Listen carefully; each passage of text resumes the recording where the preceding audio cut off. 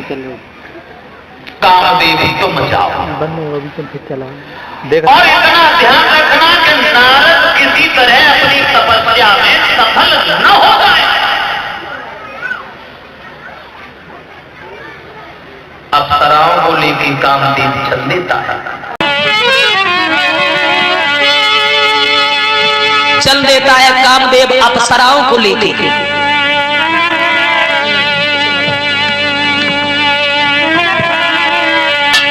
और नारद जहां बरसों से भजन कर रहे थे,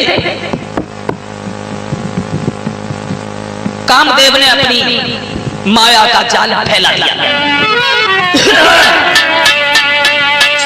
चली सुहावनी त्रिदिति बयारी, काम कृष्ण बढ़ा बनुखारी।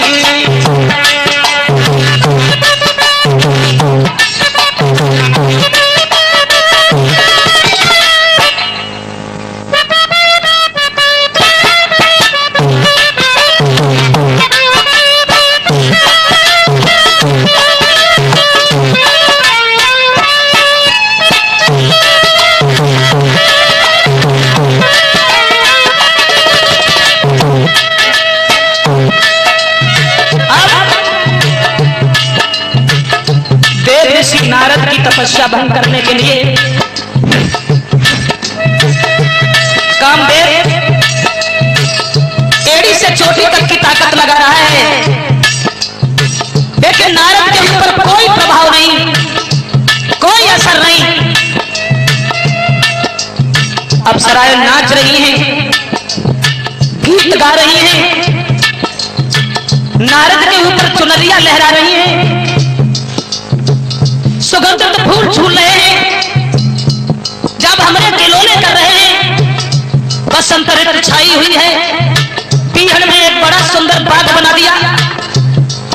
देव ऋषि नारद की आंखें खुलवाने के लिए कामदेव पूर्ण उपाय सोच रहा है, मगर नारद के ऊपर कोई असर नहीं हुआ। ऐसा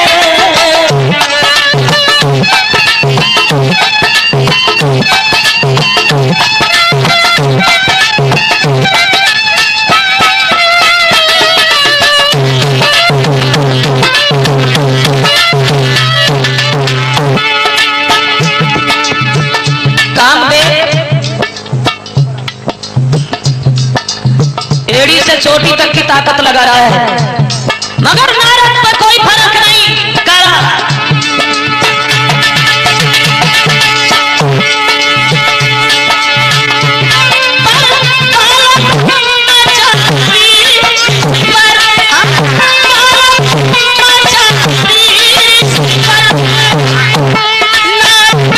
किसी की जाती है कामदेव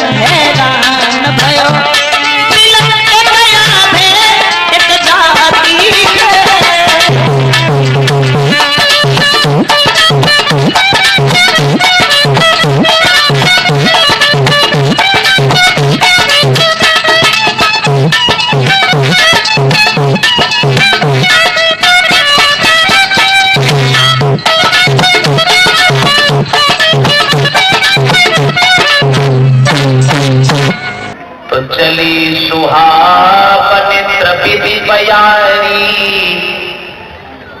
और काम प्रसाद बढ़ावनु हरि।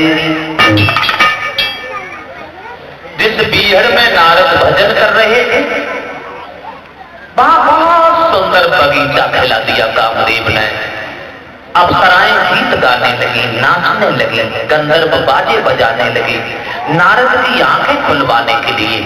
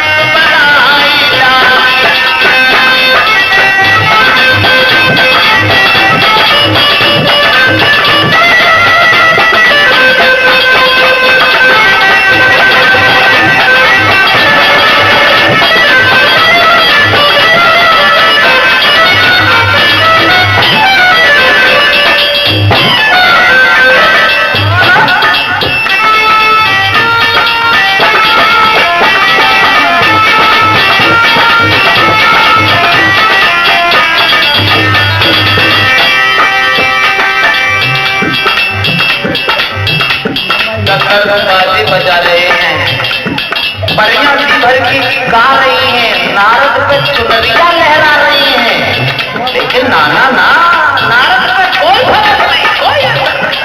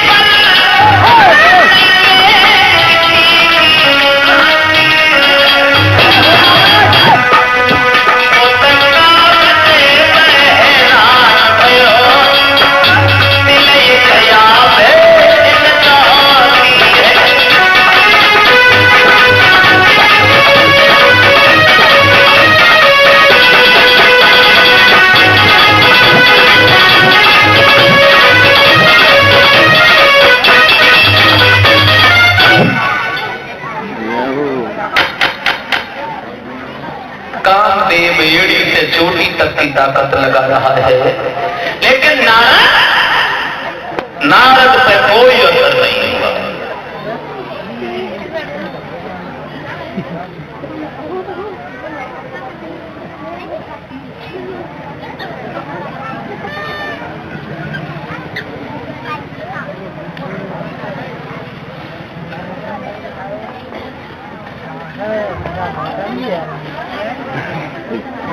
जब नारद पे असर नहीं हुआ तो कामदेव घबरा गया। दोनों हाथ जोड़ करके नारद के सामने खड़ा हो गया और कहने लगा, बाबा जी माफ कीजिएगा, हमारा कोई कसूर नहीं है, हमारा दोष नहीं है, हमें इंद्र ने जबरदस्ती आपकी तपस्या भंग करने के लिए भेजा था। हजारों महात्मा हमने निरा दिए, लेकिन आज हम तुमसे हार गए, मगर क्रोध में आकर के हमें श्राप मत दे देना, मेरी गलती को माफ करना। तो भव नारद मन कछु रोषा, बोले बचन प्रिय परितोषा।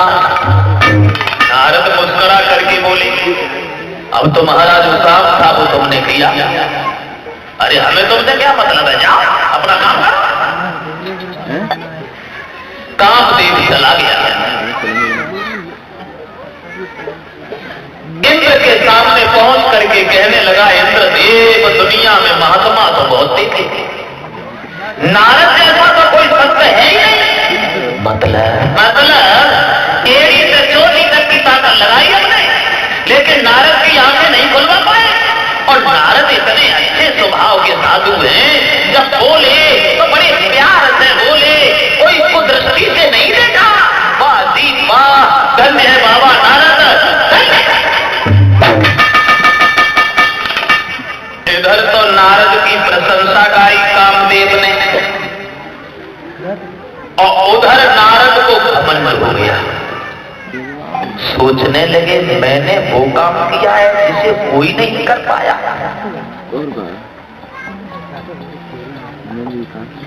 मैंने कामदेव को जीत लिया, और कामदेव हमारा कर क्या सकता है? हम कोई छोटे साथ हुए? बच्चा बच्चा जानता है, आखिर तो बाल ब्रह्मचारी है।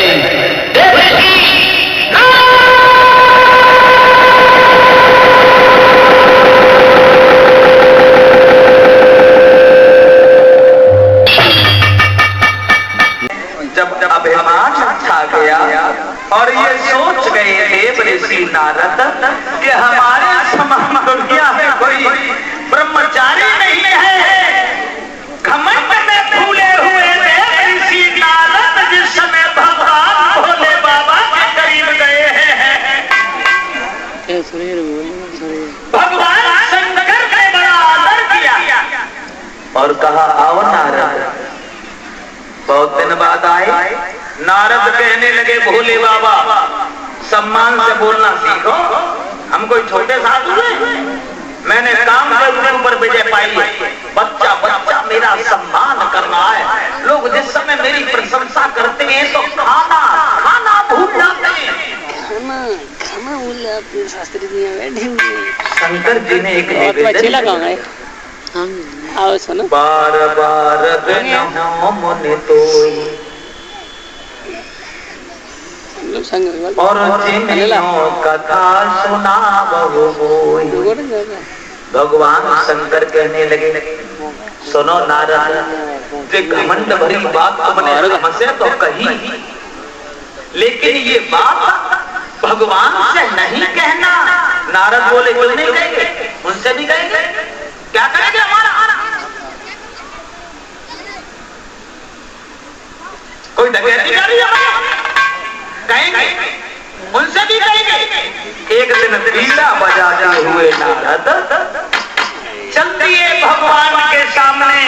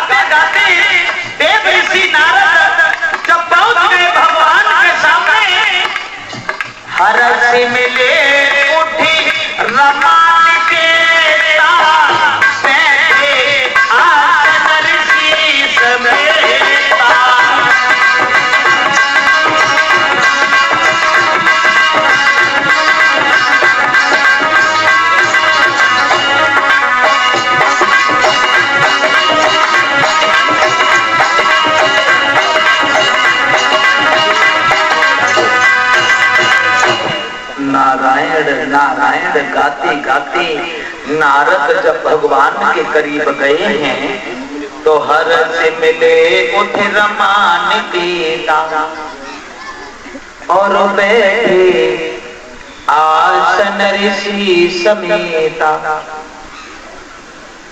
भगवान नारायण ने जिस समय नारद को देखा तो हर से मिले उठे रमान केता। आओ नारद आओ, आप तो बहुत खुश दिखाई दे रहे हो। नारद बोले खुशी की बात है, सब खुश है, कोई छोटी बात है? महाराज नारायण तुम्हारी ऐसी कृपा रही, कामदेव ने एड़ी से चोटी तक की ताकत लगाई लेकिन मेरा कुछ नहीं कर पाया। बच्चा बच्चा मेरा आदर कर रहा है, सम्मान कर रहा है, घर घर में मेरी जय जयकार हो रही है। कहां शंकर जी ने मना किया था लेकिन नारद को घमंड से ध्यान नहीं रहा। यानी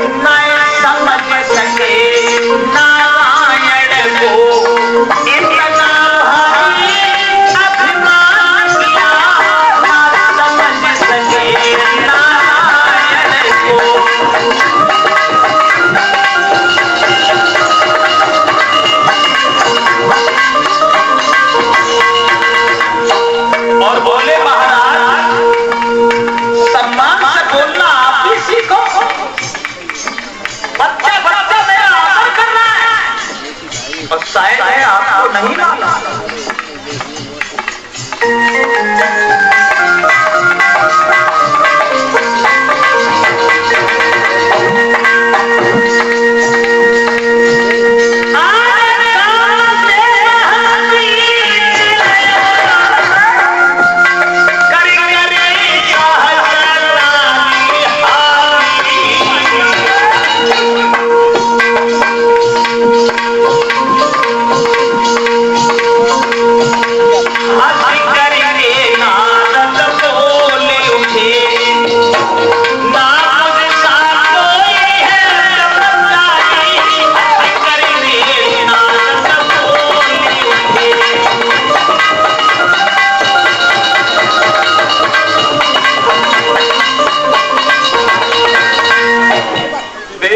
नारद कहने लगे महाराज मेरे समान दुनिया में कोई ब्रह्मचारी नहीं है, मैंने कामदेव के ऊपर विजय पाई है और संसार भर का हर व्यक्ति मेरा सम्मान कर रहा है, आप भी सम्मान से बोलना सीखो। तो नारद के सुने बचन को फिर रही गए भौएं चढ़ाए। इसका मतलब है मैं नारद को अपने ऊपर घमंड हो गया। भगवान ने नारद जैसी ही बात कही और जवाब दिया सुनो नारद बहुत अच्छा किया तुमने, बहुत अच्छा किया जो कामदेव के ऊपर तुमने विजय पाई। और कामदेव तुम्हारा कर क्या सकता है, तुम कोई छोटे साधु हो। नारद बोले देखो तुम समझ गए, हम कोई छोटे साधु बच्चा बच्चा जानता है। उठे और चले गए लेकिन भगवान के दिमाग में बात गूंज गई है कि हम ऐसी नारद के घमंड को दूर कैसे करें। तो नारद के घमंड को दूर करने के लिए भगवान ने एक माया का जाल रचा, एक बहुत सुंदर नगर बसाया। पूरा भय शीलन भी राजा उस नगर के एक राजा हुए जिनका नाम बड़ा शील और विश्व मोहनी कुमारी। शील नदी के घर में एक लड़की का जन्म हुआ जिसका नाम पड़ा विश्व मोहनी। नारद के अभिमान को दूर करने के लिए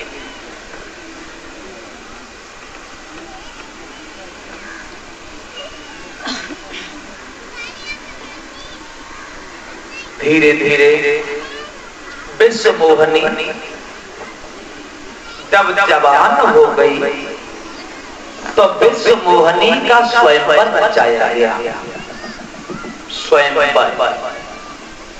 किसे कहते हैं? स्वयंवर जैसा मैंने कल सावित्री की कहानी में बताया था, स्वयंवर जो लड़की स्वयं अपने वर को चुने।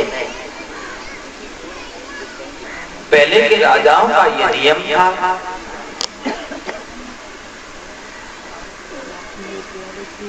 इधर उधर से राजकुमारों को बुला लेते थे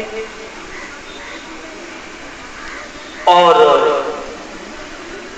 लड़की को दिखाते थे। लड़की को जो लड़का पसंद आया उसी के गर्दन में जयमाला डाल दी, उसी से शादी कर दी गई, बस हो गया स्वयंवर।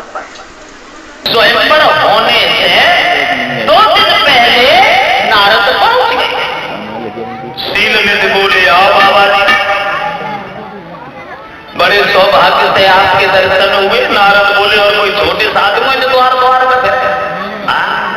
सुना नहीं तुमने मेरे बारे में? मैंने कामदेव के ऊपर विजय पाई है, देवता तक मेरी प्रशंसा कर रहे हैं, इंसान तो बहुत छोटी बात है। शील निधि बोले, बाबा जी, एक हमारी बेटी है विश्व मोहनी, कल की बात, परसों हमारी बेटी का स्वयंवर है, क्या आप हमारी बेटी की दिव्यता बताएंगी? नारद बोले, कामदेव को जीतने की दिव्यता नहीं बता पाएंगे। बोला, जो लड़की को बुलाया, मगर ऐसी थी भगवान की माया, विश्व मोहनी इतनी सुंदर थी कि नारद चेहरा देखकर चकोर बन गए, पलक चलाना भूल गए। नारद समझ गए इस लड़की की भाग्य रेखा बहुत सुंदर है, इस लड़की की शादी जिस किसी से होगी वो अमर हो जाएगा, उसे दुनिया भर का कोई भी इंसान कभी हरा नहीं पाएगा। नारद सोचने लगे, नहीं, अब मैं साधु बन के नहीं जिएंगे, हम तो शादी करेंगे, और शादी करेंगे तो इसी लड़की से करेंगे, और इस लड़की से शादी नहीं हुई तो हम इसके बिना नहीं जिएंगे, क्योंकि हम बाल ब्रह्मचारी हैं। अब कौन बताए भविष्य की बातें? नारद अपने भविष्य में खो गए और छोड़कर हाथ के तीर का कान चले, दिल में बातें छुपी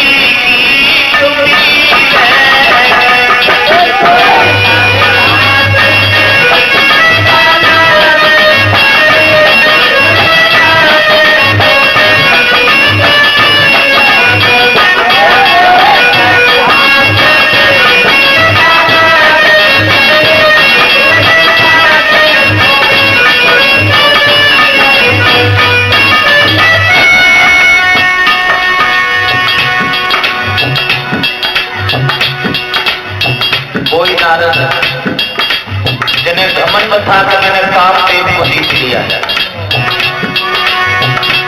छोड़कर हाथ बेटी का नारद चले, दिल में बातें छुपी,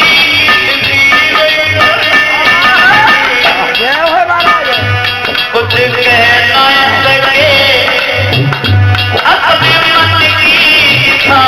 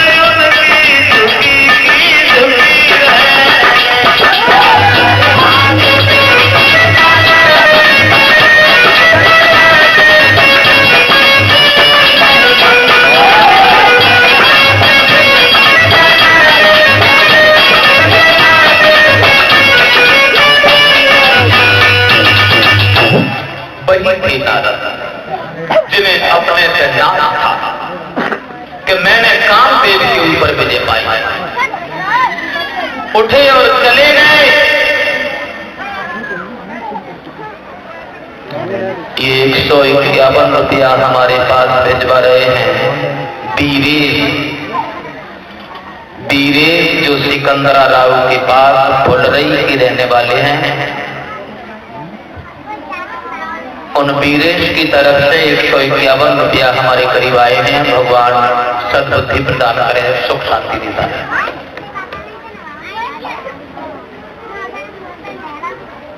अब क्या हुआ?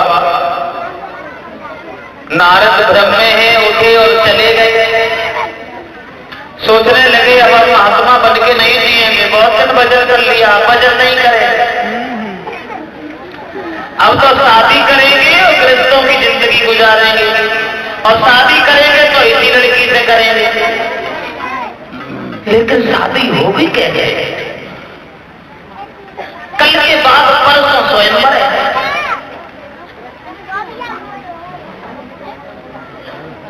मैं इतना रूपवान नहीं हूं, मैं इतना सुंदर नहीं हूं जो विश्व मोहिनी देखते देखते जयमाला डाल दे, और इतना टाइम नहीं है तो तपस्या करके हम सुंदर बनने का वरदान मांग ले। केवल 2 दिन है, क्या कर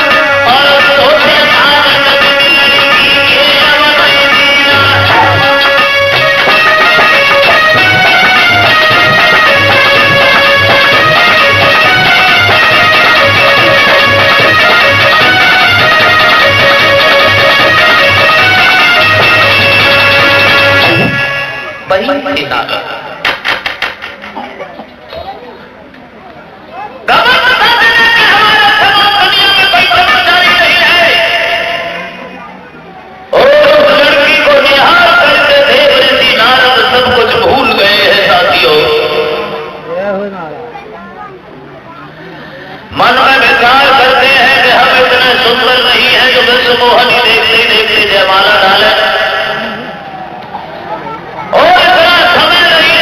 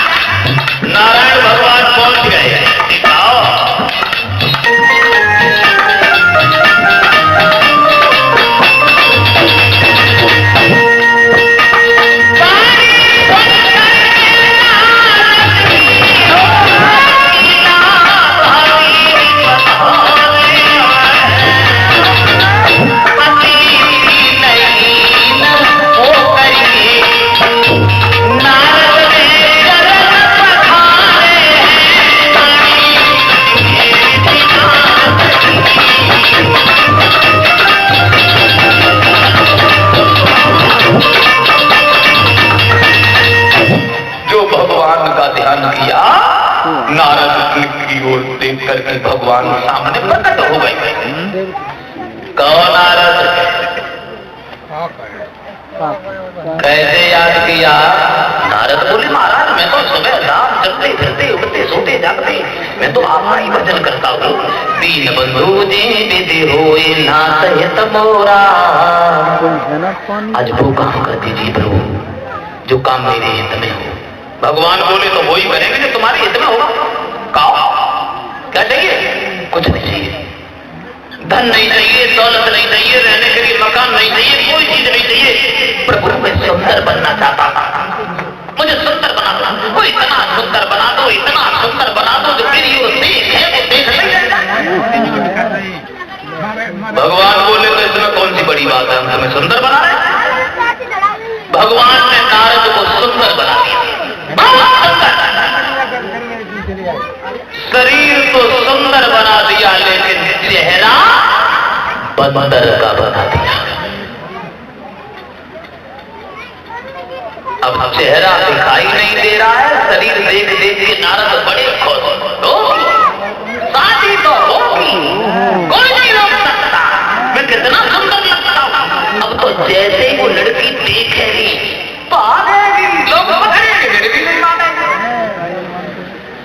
बात करके मेरे गर्दन में जयमाला डाल देगी, सब तरफ रह जाएंगे और नारद शादी करके धीरे से निकल जाएगा।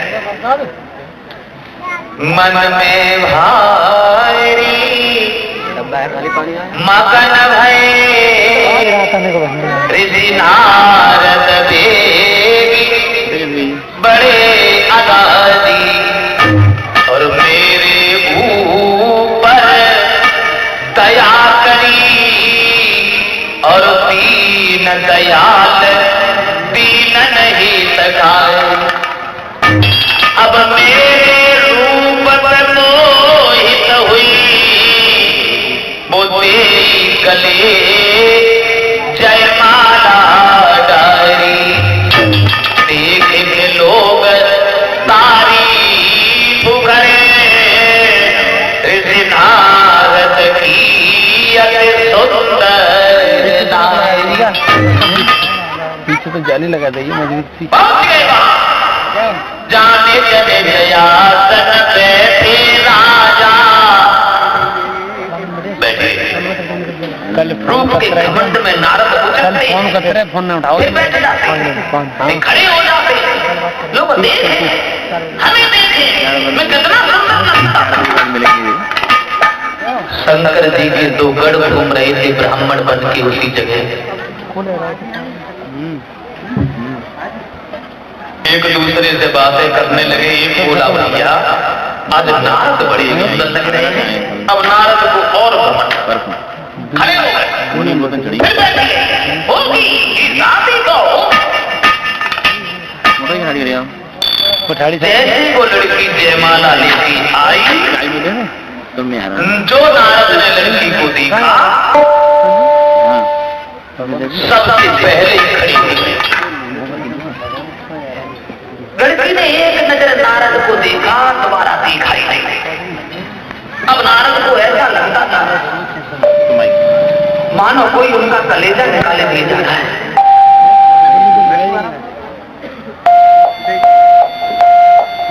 जैसे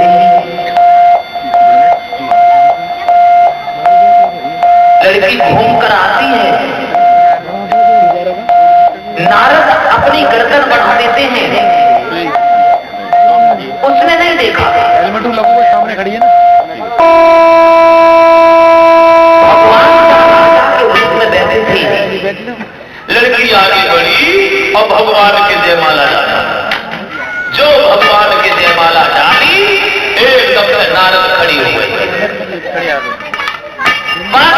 लड़की बिल्कुल अज्ञान है लड़की। भगवान ने रूप दिया, बुद्धि नहीं दी, रूप की पहचान भी नहीं जानती, इतना भी नहीं जानती इतने लोगों में सुंदर कौन है। हमें देखो, हमारी तंदुरुस्ती देखो। अरे तुम लोग खड़े खड़े भागियों क्या देख रहे हो?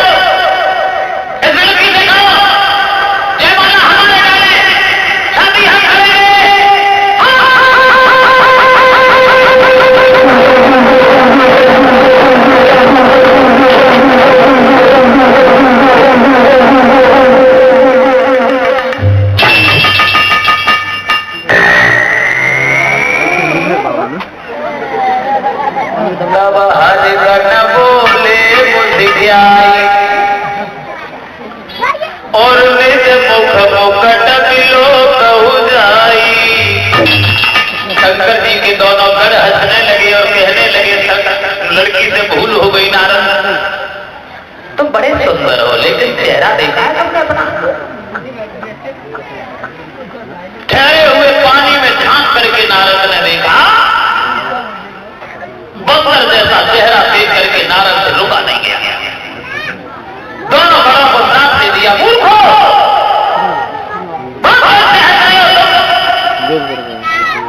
तुमने पहले से नहीं बताया, मैं तुम्हें श्राप दे रहा हूं, तुम दोनों राक्षस बनोगे,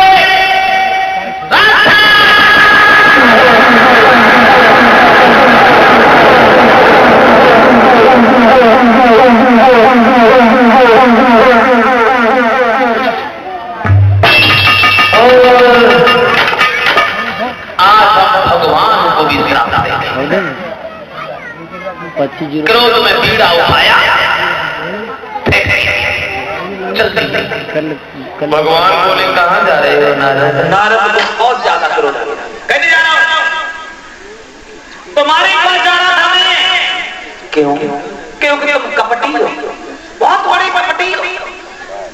जिंदगी में एक बार शादी करने का विचार बना, वो शादी तुमने नहीं होने दी, तुमने अकेले तुमने तुम्हारी बातें तो हम जानते हैं। देवता और राक्षसों में युद्ध हुआ, अकेले तुमने कराया।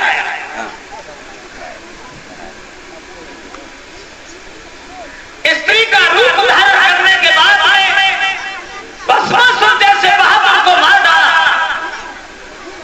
समुद्र का मंथन हुआ, तुमने कराया।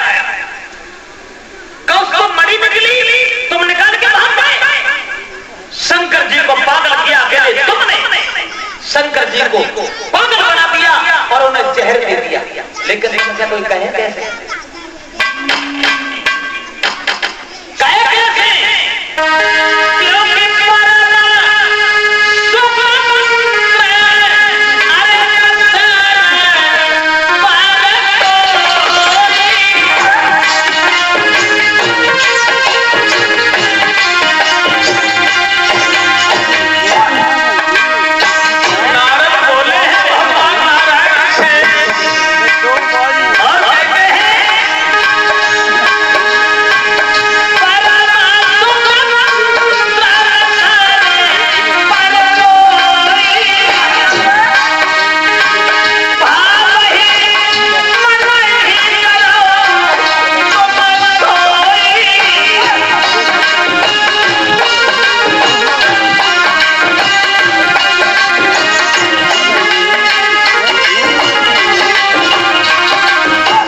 तुम्हारे सिर पे तो कोई है ही नहीं, इसलिए तुम्हें किसी का डर नहीं।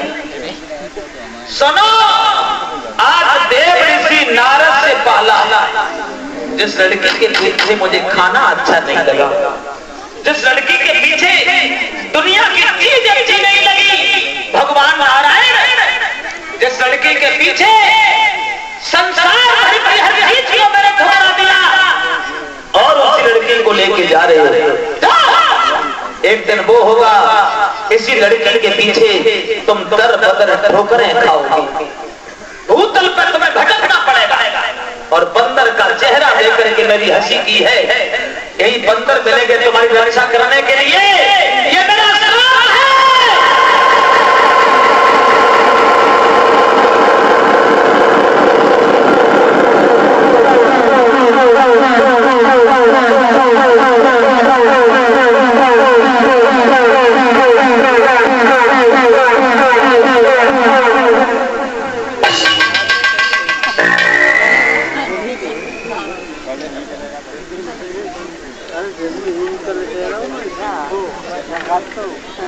भगवान नारायण को देव ऋषि नारद ने जब श्राप दे दिया और उसके बाद भगवान ने जब अपनी माया को हटाया, तब नारद को ज्ञान हुआ। एकदम से भगवान के पैरों में गिर गए और कहने लगे मेरा श्राप झूठ हो जाए, मेरा श्राप गलत हो जाए। प्रभु हम शादी, अरे नाना ना, हम तो बाल ब्रह्मचारी हैं। भगवान नारायण बोले अब तो जो होना था वो हो गया। बाल ब्रह्मचारी जी अगर तुम्हें इस बात की चिंता है तो मेरी बात सुनो। जब हो जाए अरे शंकर सरना,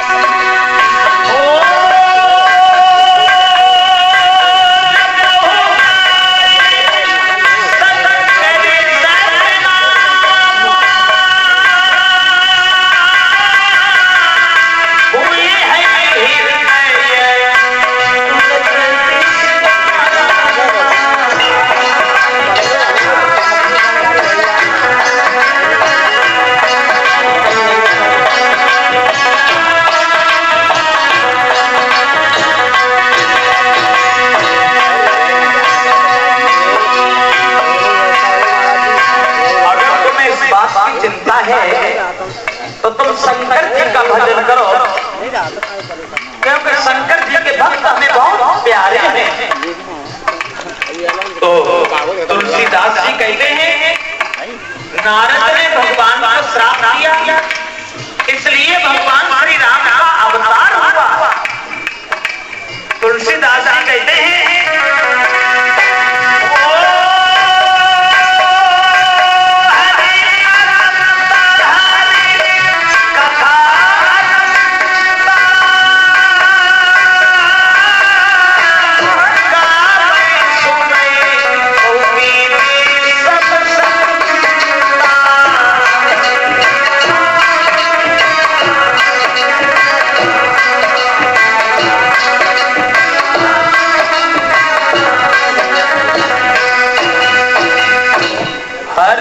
अनंत हरि कथा अनंता